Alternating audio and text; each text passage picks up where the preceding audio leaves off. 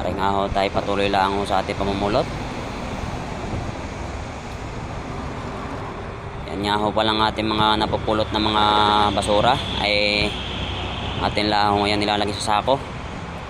At kapag po medyo bigat-bigat na ho yung ating sako ay atin lang ho yan ibubuhol at atin ho iiwanan dyan sa gilid para ho madaanan ho ng ating garbage truck.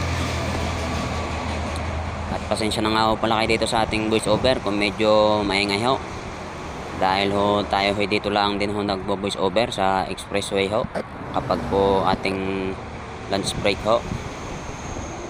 Ari nga ho tayo nakakita na rin vape.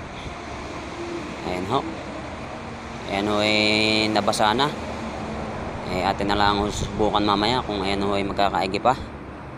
Bali tayo nga ho pala lagi nakakapulot ng ganyan. Ang napulot na po natin ganyan na buo ay 2 na ho. At yun ho ay atin na ho na ibenta. At aray na nga ho pala yung atin hong napulot kanina na vape ho. Atin hong titingnan kung aray o obra pa. Ayan nga ho, nga kain hong hinugot yung pinaka ano niya ayos pa ho dahil umiilaw pa. Ayan ho, ayos na ayos pa ho yan.